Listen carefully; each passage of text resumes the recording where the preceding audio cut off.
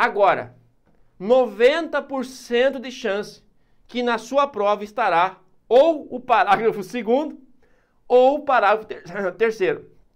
E aí nós vamos para cima desses dois parágrafos. Vamos lá. É o seguinte. Os direitos e garantias expressos nessa Constituição não excluem outros decorrentes do regime dos princípios por ela adotados ou dos tratados internacionais em que a República Federativa do Brasil seja parte. Isso aqui, eu quero que você escreva já imediatamente, isso aqui representa a norma constitucionalmente material, ou materialmente constitucional. Materialmente constitucional. Veja que o parágrafo 2º, ele vai transformar em norma constitucional não pelo procedimento, mas pela matéria, pelo conteúdo, pelo objeto do tratado. Então não importa onde esteja escrito, não importa qual é o processo, o procedimento que essa coisa saiu, o que importa é o que está escrito, é o objeto, é a matéria daquele tratado. Se for de direitos humanos, passa a ter normativa constitucional aqui no Brasil, tá? Eu chamo isso de norma materialmente constitucional. Se você já estudou um pouquinho de constitucionalismo, tu vai lembrar daquela teoria de Carl Schmitt, né? Que divide entre norma formal e norma material. É exatamente essa teoria de Carl Schmitt que nós vamos trabalhar aqui. O parágrafo 2º enquadra-se na norma material. O parágrafo 3º enquadra-se na norma formal. Por quê? Porque entrega um procedimento para nós transformarmos aquilo em norma constitucional. Quer ver?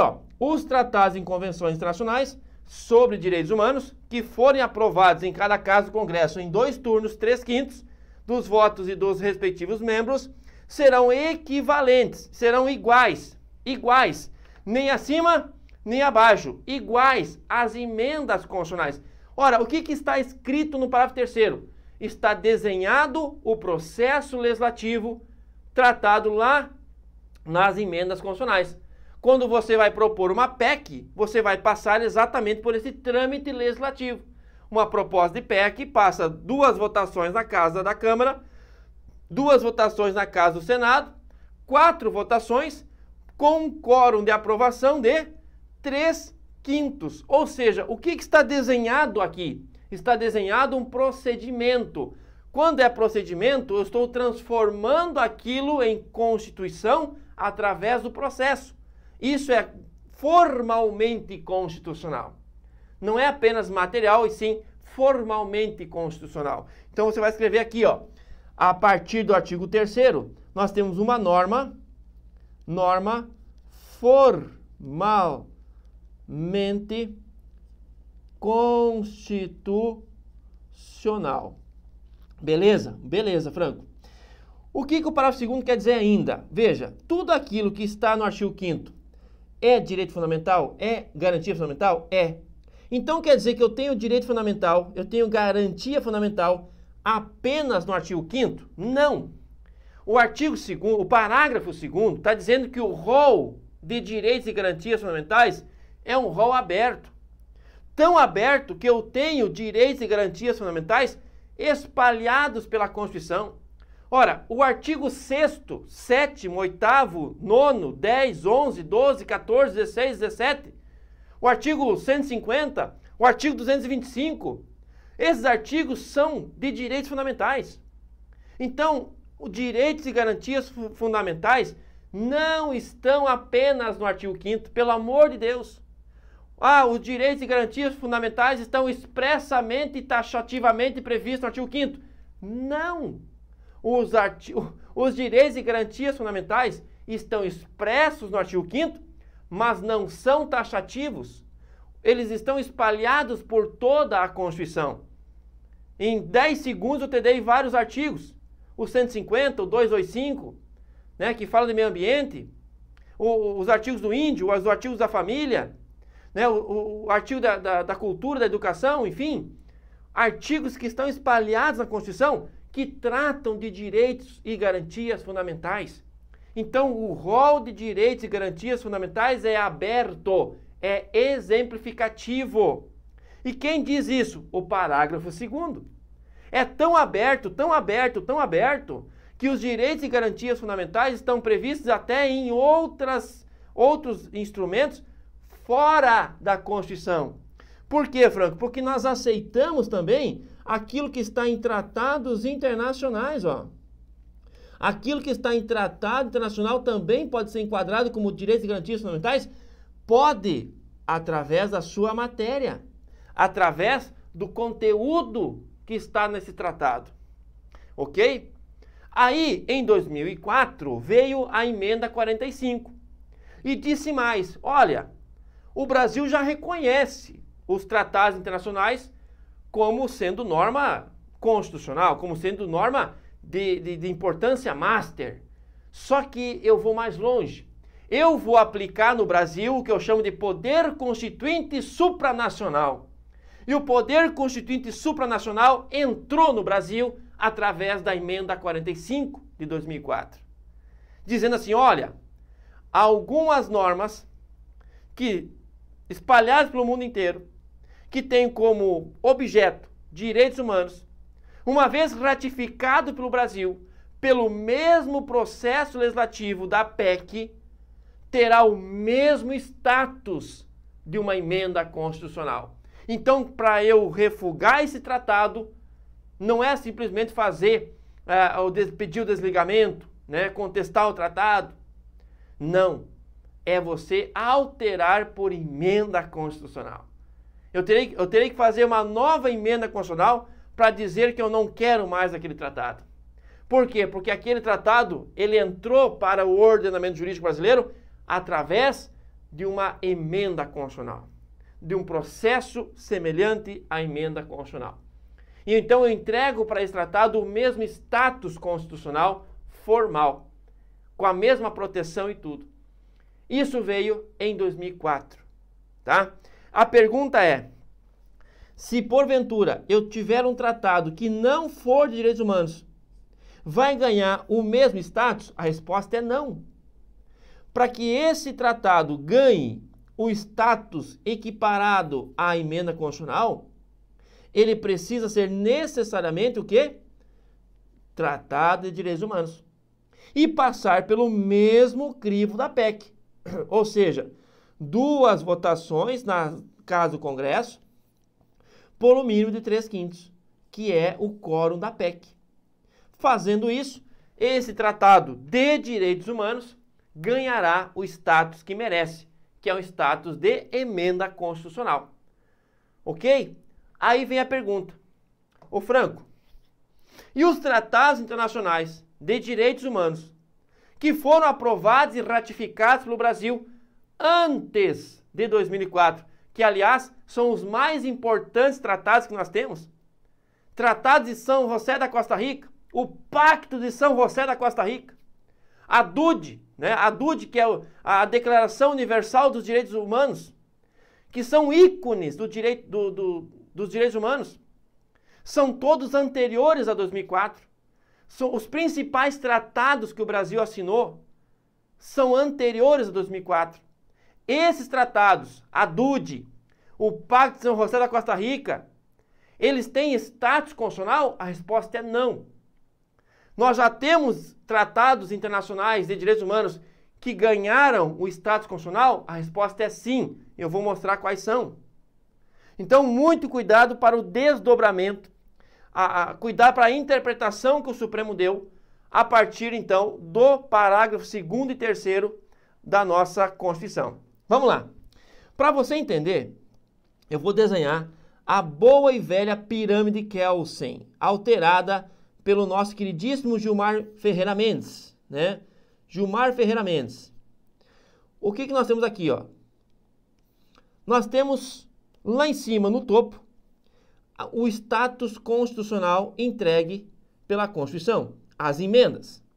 Lá em cima, no topo, sempre normas constitucionais, emendas constitucionais. Abaixo, nós temos aqui aquele status chamado legal. Ou seja, tratados internacionais que não sejam de direitos humanos, uma vez ratificados pelo Congresso, ganharão status legal, ou de lei ordinária, ou de lei complementar. Tratado do Mercosul, o Brasil vai vender sapato para a Argentina vai vender trigo para o Brasil. É um tratado comercial. Não é um tratado que vai ganhar status constitucional, mas tem um status legal. Foi reconhecido pelo Brasil como status legal. Então nós temos tratados com status constitucional e tratados com status legal. Fechou. Aí vem a pergunta: o que fazer com os tratados de direitos humanos que não têm esse status?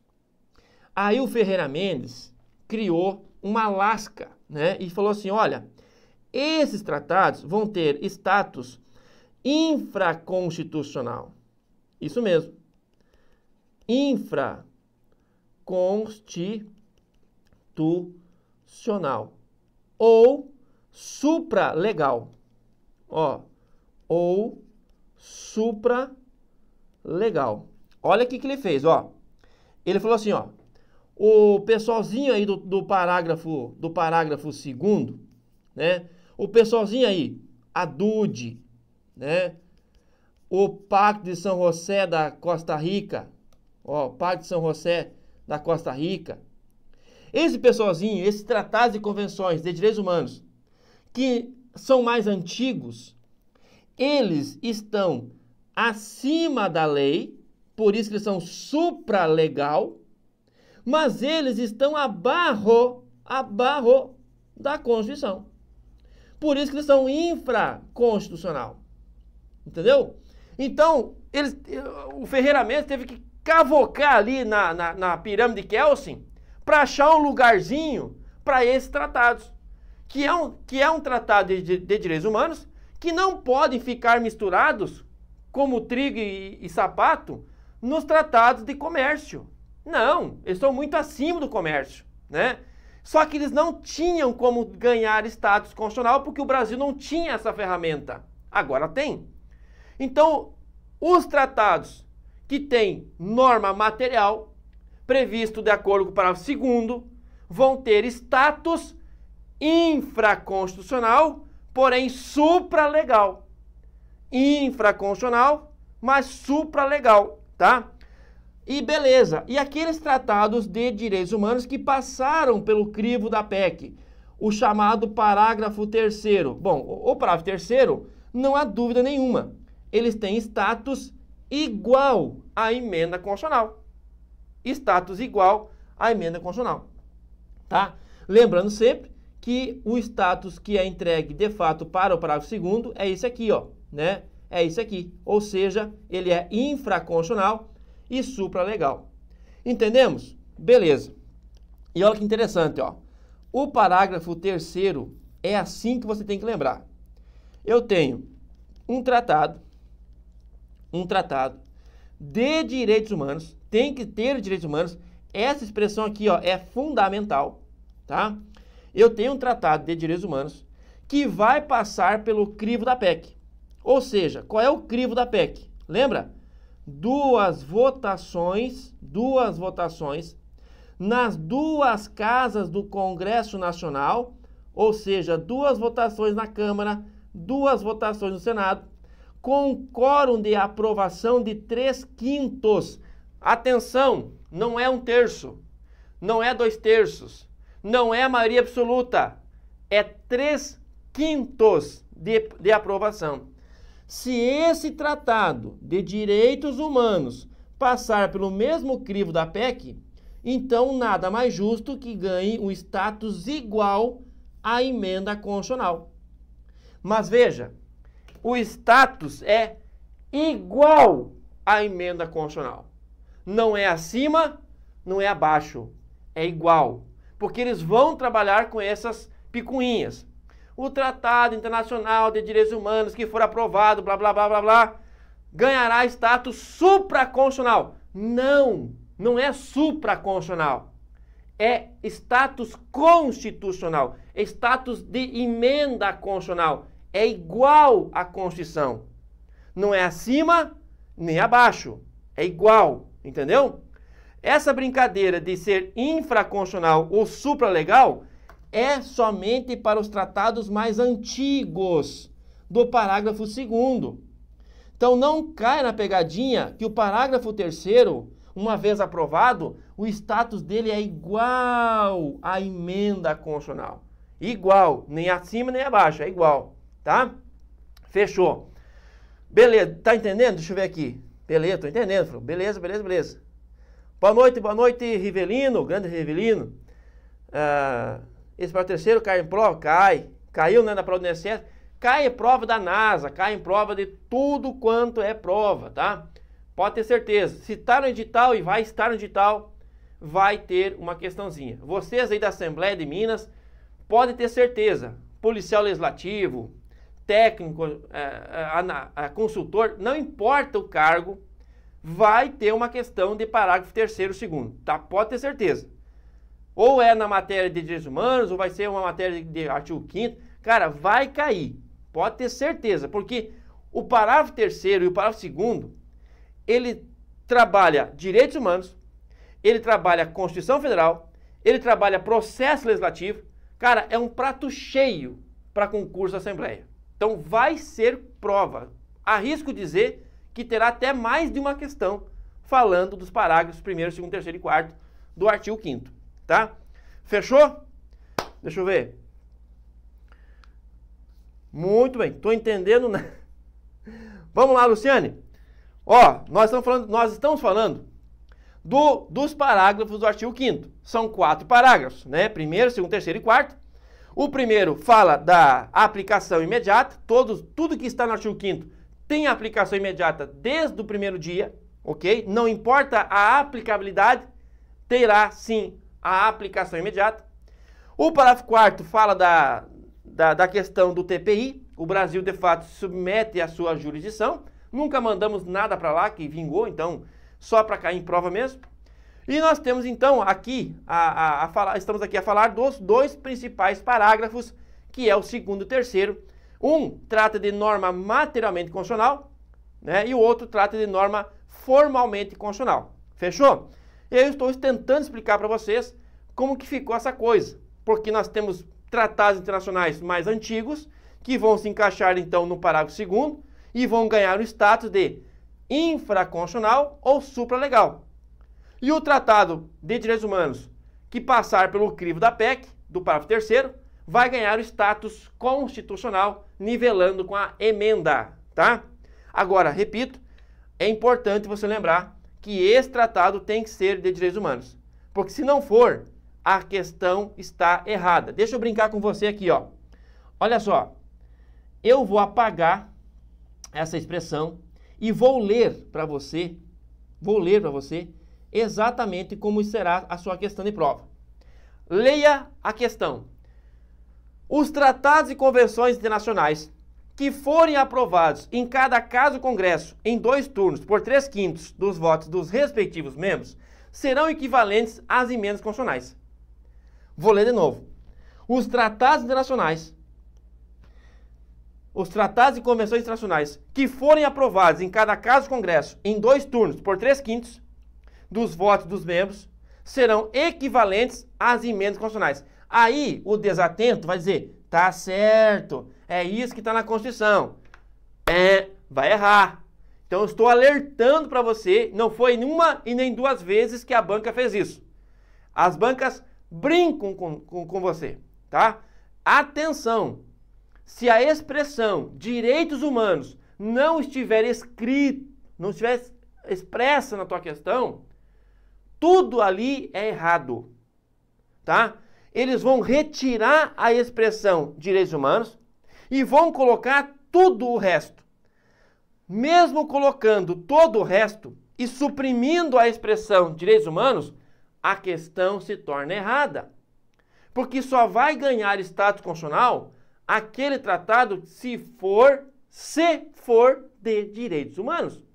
Ora, se eu pego e tiro a expressão da tua questão, aquilo ali está errado. Entendeu? Então, muito cuidado, ó. Os tratados e convenções internacionais sobre direitos humanos. Aí sim, que forem aprovados em cada caso do Congresso, em 2 turnos cada uma, 3/5 ganharão o status de emenda, tá? Cuidado para não errar a questão. Muito bem, aí vamos lá para quais são aqueles tratados que hoje são, de fato, equiparados à emenda constitucional, ok? Eu te dei 2 exemplos de tratados e convenções mais antigos, né? A ADUD e o Pacto de São José da Costa Rica, que são ícones, né? Não tem como estudar direitos humanos sem ler esses 2 tratados. Mas veja, como eles são mais antigos, eles não têm status constitucional. O status deles é infraconstitucional, porém supralegal, né? Eles se enquadram no parágrafo 2º. Só que nós temos hoje 3 tratados que foram aprovados de acordo com o parágrafo 3º, tá?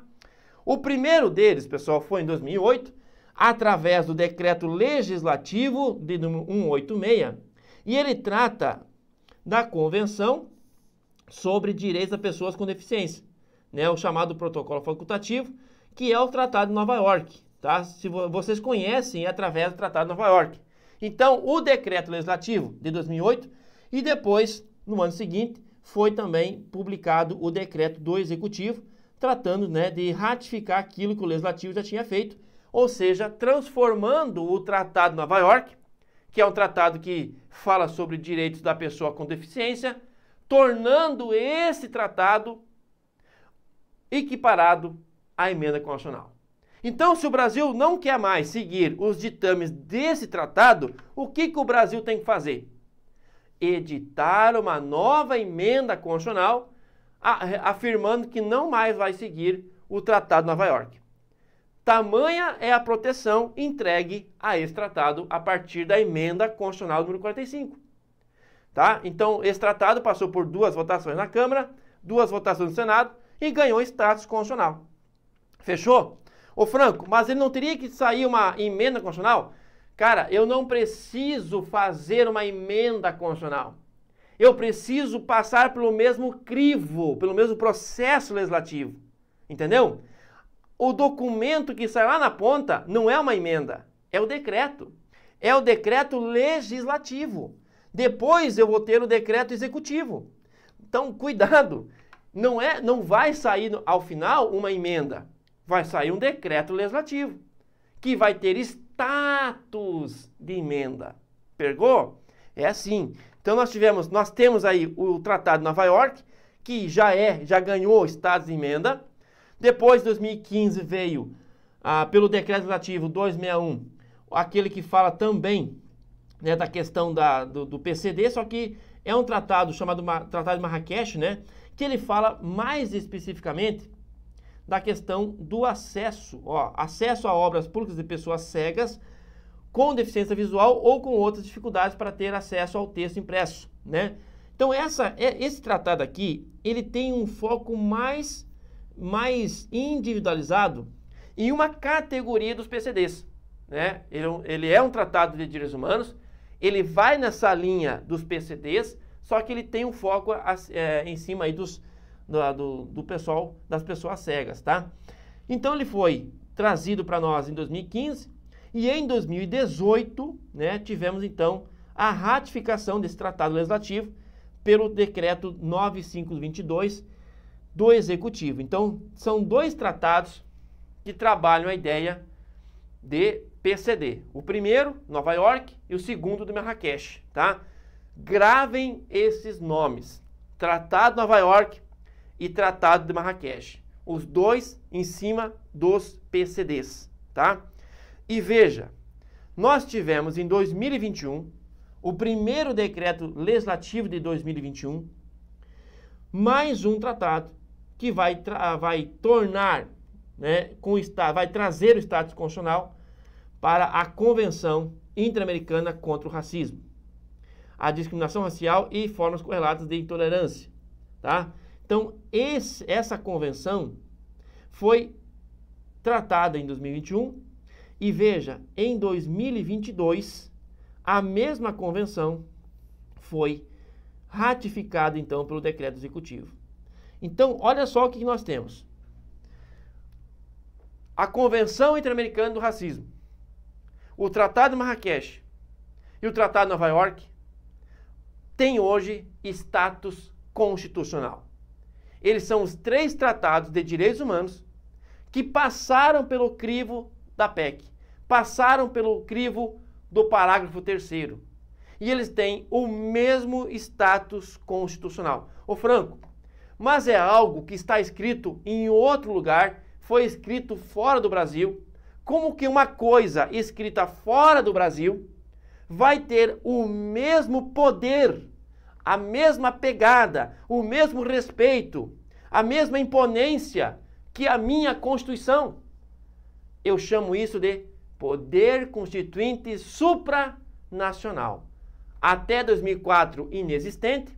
A partir de 2004, com a inclusão do nosso parágrafo 3º, é possível pegar algo que está escrito fora do Brasil, que foi escrito por alguém longe do Brasil, e colocar dentro do Brasil com o mesmo status constitucional.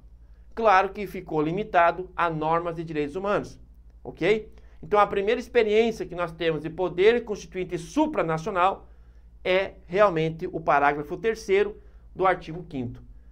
E exemplo prático disso, Tratado de Nova York, Tratado de Marrakech e agora recentemente, e muito recentemente, a Convenção Interamericana do Racismo. Tá bom pra tu? Tu acha que isso aqui vai cair em prova? Isso aqui vai despencar, meu guri. Isso aqui é o que tem pra hoje, tá? Então pode ter certeza que isso aqui vai cair, como já vem caindo muito em prova, né? Tanto a leitura seca do artigo, do parágrafo, tanto a interpretação dada pelo Supremo e também, com certeza, os exemplos práticos dos tratados internacionais que já ganharam o status formal constitucional, tá?